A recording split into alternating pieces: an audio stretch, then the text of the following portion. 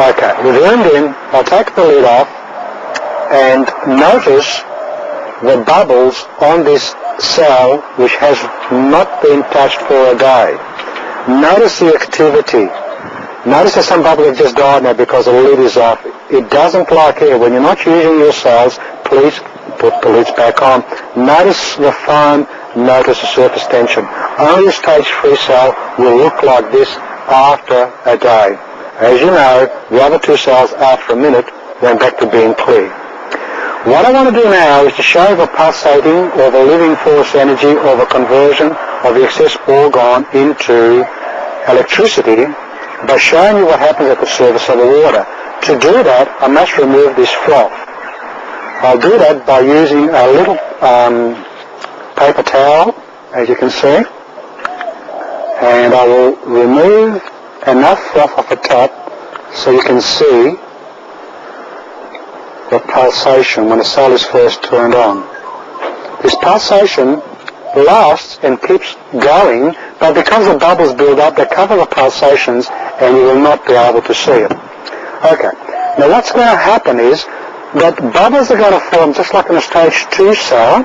The bubble formation is going to be slightly different. Instead of jumping from compartment to compartment, it's going to seem to cover the whole lot at a reasonable speed, but then you see it pulsing in pockets at the top of the cell as the excess density is converted to electricity. Remember, this is a stage 3 cell that you're breathing.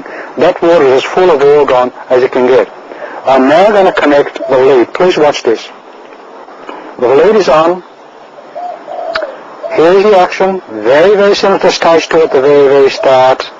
It is spreading out in a field. It is covered. And now you will see a pulsation in each compartment pulsing as the excess organ is being converted to electricity, static electricity. You will notice, of course, now that the cell is completely frothing different to the stage 2 cell. They're white bubbles.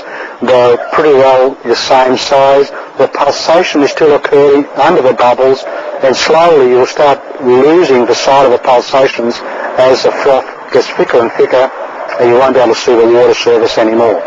So we are looking at a breathing stage 3 cell, a cell that can run a car, a cell that can be used for medicinal uses, a cell that's creating an excess of organ density that is being converted into electricity. If we watch this cell, that froth is going to get higher and higher and higher.